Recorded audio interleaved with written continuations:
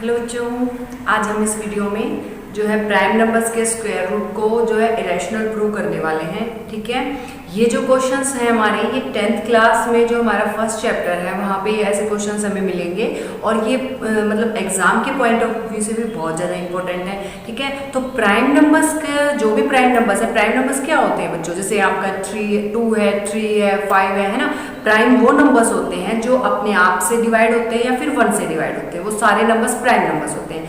हम इस वीडियो में प्राइम नंबर्स के स्क्वायर रूट को इरेशनल प्रूव करके दिखाएंगे। ठीक है, जैसे मैंने यहाँ पर √5 लिखा हुआ है। ठीक है, सिमिलरली हम √2 को भी, √3 को भी, √7 को भी, ठीक है, जितने भी प्राइम नंबर्स हैं उन सबके स्क्वायर रूट को हम सिमिलरली इसी मेथड से जो है प्रूव कर सकते हैं कि वो क्या है, इरेशनल है। ठीक है, तो हम इन क्वेश्चन को स्टार्ट करते हैं। ठीक है, और समझ पाओ। ठीक है, तो सबसे पहले हम यहाँ देखते हैं, देखो prove that √5 is an irrational number. Okay, हम इसको सपोज करके चलते हैं, हमने यहाँ पे इसका प्रूफ देना है बाय कंट्राडिक्शन मेथड।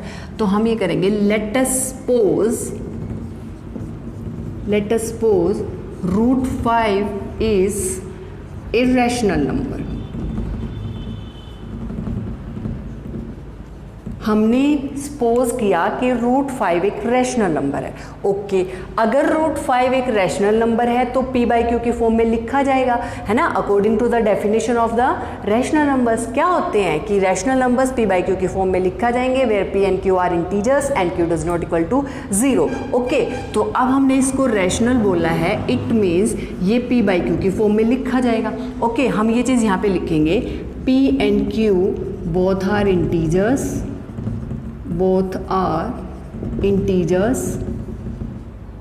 ठीक है, and q does not equal to 0। ठीक है, अब देखो ये बात तो हमने, क्योंकि हमने इसको रैशनल मानना है तो अकॉर्डिंग टू द डेफिनेशन हमने ये बात तो यहाँ पे लिख दी। बस यहाँ पे एक चीज़ और ध्यान रखना है, अगर p/q, ठीक है ना, p/q, ठीक है, ये आपका इस फॉर्म में है, इंटीजर्स हैं, लेकिन इंटीजर्स तो ऐसे भी हो सकते हैं। हमें क्या करना है, आप इसको ऐसे भी हो सकते हैं, है ना, हमें इसको प्रॉपर जो है सिंपलेस्ट फॉर्म में लिखना है।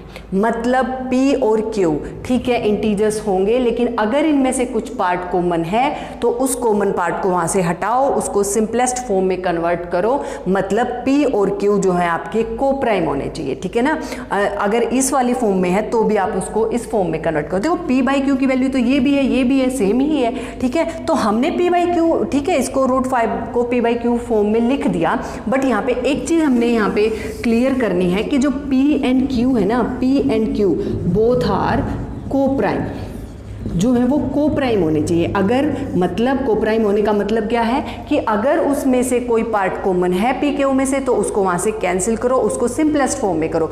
p और q को प्राइम करना है। को प्राइम नंबर्स क्या होते हैं? जिनमें से कुछ भी कॉमन नहीं होता, है ना, उसमें जैसे p and q, मान लो कोई भी, फॉर एग्जाम्पल जैसे 4 है और 3 है, 4 और 3 में क्या कुछ कॉमन है? नहीं, ओनली 1 कॉमन है। 1 तो सब में ही कॉमन होता है, तो 4 and 3 आर को प्राइम नंबर्स। अगर मैं 4 को और 6 को लूँ और मैं पूछूँ 4 and 6 आर को प्राइम, नो, 4 और 6 को प्राइम नहीं है, क्योंकि वहाँ पे क्या है, वहाँ पे 2 जो है दोनों में कॉमन आ रहा है ना, वो वाला फैक्टर दोनों में कॉमन है, तो इसलिए वो को प्राइम नहीं है। तो को प्राइम नंबर्स वे होते हैं जो जिनमें कुछ भी कॉमन नहीं है। इसका मतलब अगर ये को प्राइम है तो ये बिल्कुल सिंपलेस्ट फॉर्म में है, इसमें कोई भी पार्ट जो है यहाँ पे कॉमन नहीं है। ठीक है, तो ओके, हमने ये यहाँ पे करा। अब करेंगे हम squaring both side, squaring both sides we get. सबसे पहले हमने, देखो स्टेप बाय स्टेप करेंगे। सबसे पहले हमने सपोज किया कि ये रैशनल है। अगर ये रैशनल है तो ये p/q की फॉर्म में लिखा जाएगा, और अगर ये p/q की फॉर्म में लिख गया तो यहाँ पे एक बात हमने क्लियर कर लें कि p और q हमारे को प्राइम लेने हैं हमको। ठीक है, और अब हम यहाँ पे सेकेंड स्टेप पे स्क्वायरिंग कर रहे हैं दोनों साइड। तो यहाँ पे जब हम √5 का स्क्वायर करेंगे, ठीक है, इधर हम p/q का स्क्वायर करेंगे, यहाँ हमारे पास 5 आ जाएगा, यहाँ हमारे पास p²/q² आएगा। नाउ 5q² इक्वल टू है p²। ओके, अब यहाँ से हमारे पास आ जाएगा कि q² इक्वल टू है p²/5। यहाँ से क्या बात है, क्लियर हुई है कि 5 डिवाइड्स p²। जो 5 है आपका, जो 5 है वो p² को डिवाइड कर रहे हैं। अब देखो, अब यहाँ पे कई बच्चे क्वेश्चंस पूछते हैं, जो मैं भी आपको बता रही हूँ कि आपके मन में भी वो क्वेश्चन आ रहा होगा कि मैडम ने यहाँ पे ना p²/5 लिख दिया, p²/5, इससे ये कैसे पता चलता है कि 5 इसको डिवाइड ही कर रहा है। अब मैं यहाँ पे 5/2 लिख दूँ तो इससे ये थोड़ी क्लियर होता है कि ये 5/2 से डिवाइड हो गया। आपने लिख दिया p²/5 हो, अगर ये सिचुएशन है, आपने 5/2 लिख दिया तो क्या इससे ये बात क्लियर हो जाती है कि 5 2 से डिवाइड हो गया? 5 तो 2 से डिवाइड नहीं होता, तो आपने ऐसे कैसे लिख दिया इसको? और अगर ऐसे लिख भी दिया तो आपने ये कैसे बोल दिया कि 5 डिवाइड्स p²? तो एक बात देखो बच्चों, अगर ये 5 2 से डिवाइड नहीं होगा तो कुछ ना कुछ डेसिमल एक्सपेंशन आएगा, कोई इंटीजर तो नहीं आएगा ना। इंटीजर कब आएगा? जब कोई नंबर किसी दूसरे नंबर से कंप्लीटली डिवाइड हो जाता है, तभी कोई इंटीजर आता है। यहाँ पे क्या है? डेसिमल आएगा, क्योंकि ये इससे कंप्लीटली डिवाइड नहीं हो रहा। अब एक बात मुझे बताओ, हम तो p को और q को पहले ही इंटीजर लेके चले हैं, तो किसी इंटीजर का स्क्वायर भी तो इंटीजर ही होगा। तो यहाँ पे मैंने p²/5 अगर इक्वल टू q² लिखा है तो दिस इज एन इंटीजर। अभी मैं इसको इससे डिवाइड कर रही हूँ और आउटपुट मेरी एक इंटीजर आ रही है, इट मीन्स ये डिवाइड कर रहा है। अब 4/2 है तो यहाँ पे एक इंटीजर ही तो आ रहा है जब आप 4, क्योंकि 4 2 से डिवाइड हो जाता है, इसलिए आउटपुट क्या आई? आपको आंसर क्या मिला? आपको 2 मिला। 2 इज एन इंटीजर। सिमिलरली अगर p²/5 है तो q² आपको मिल रहा है, और q तो एक इंटीजर है, q इंटीजर है तो उसका स्क्वायर भी इंटीजर होगा। तो यहाँ पे एक इंटीजर मिल रहा है, तो इट मीन्स 5 p² को डिवाइड कर रहा है।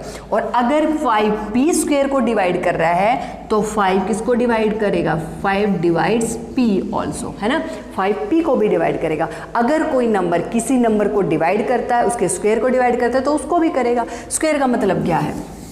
मान लो मैं ये कहती हूँ कि भाई p² को 5 डिवाइड कर रहा है, ओके, तो p इंटू p ही तो p² है, तो ये p को भी तो डिवाइड करेगा, है ना। फॉर एग्जाम्पल, एक एग्जाम्पल दूंगी, मैं ये कह रही हूँ कि 2 ना 8 को डिवाइड कर रहा है, 8 के स्क्वायर को, ओके, तो 8 को भी तो डिवाइड करेगा 2। इसका मतलब क्या है? 8 × 8/2। तो ठीक है, जब इसके स्क्वायर को कर रहा है तो उस नंबर को भी ये करेगा, ठीक है। तो सिमिलरली यहाँ पे हमारे पास आ गया 5 डिवाइड्स p, ओके, 5 जो है p को डिवाइड करता है, ठीक है। अब हमने क्या करा? 5 अगर p को डिवाइड कर रहा है, इट मीन्स हम p को क्या लिख सकते हैं? मल्टीपल ऑफ 5, है ना। अगर 5 p को डिवाइड कर रहा है तो वो मल्टीपल ऑफ 5 होगा। अब मैं बोलूँगी 5 से तो वही नंबर डिवाइड होंगे ना जो 5 के मल्टीपल होंगे। फॉर एग्जांपल 10 क्या है? 5 का मल्टीपल है, 5 को 2 से मल्टीप्लाई करो 10 आ जाएगा। 15 क्या है? 5 का मल्टीपल है, 5 को 3 से मल्टीप्लाई करो तो क्या आ जाएगा? आपका 15 आ जाएगा। तो कोई भी नंबर कोई भी ले लो, आप मान लो 45 ले लो, 45 is also a multiple of 5, ठीक है ना। क्यों? आप 5 को 9 से मल्टीप्लाई करो 45 आ जाएगा। तो सिमिलरली p भी तो कोई ना कोई मल्टीपल होगा 5 का। अब ये तो हमें m तो नहीं पता क्या है, बट है तो मल्टीपल, 5 से मल्टीप्लाई हो गए, m आया है ना, मतलब m को हम 5 से मल्टीप्लाई करेंगे तभी तो p आया है, तो ये 5 का मल्टीपल है, ओके। अब हम यहाँ पे करेंगे स्क्वायरिंग बोथ साइड। हमने यहाँ पे स्क्वायरिंग करी दोनों साइड से, तो यहाँ पे आ जाएगा p² = 25m², ओके। अब हमारे पास p² की वैल्यू आ गई। मैं इसको इक्वेशन 2 ले लेती हूँ और यहाँ पे मैं इसको इक्वेशन 1 मान लेती हूँ, ठीक है। अब मैंने इक्वेशन 2 से p² की वैल्यू उठा के इक्वेशन 1 में रख देनी है, ठीक है। तो यहाँ पे मैं लिखती हूँ फ्रॉम 2 and 1, है ना, इन दोनों इक्वेशन से फ्रॉम 1 and 2 या 2 and 1 आप लिखो। तो ये p² की वैल्यू आपको यहाँ रखनी है, तो 5q² = p² की वैल्यू आई है 25m²। यहाँ से हमारे पास आ जाएगा q² = 5m²। अब मेरी बात सुनो, यहाँ से हमारे पास आ गया q²/5 = m²।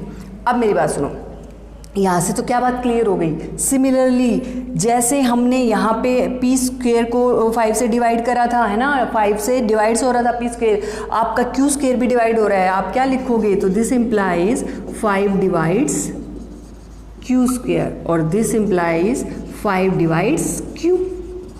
अब आप एक बात देखो, 5 तो p को भी डिवाइड कर रहा है, 5 तो q को भी डिवाइड कर रहा है। इसका मतलब p एंड q को प्राइम कहाँ रहे?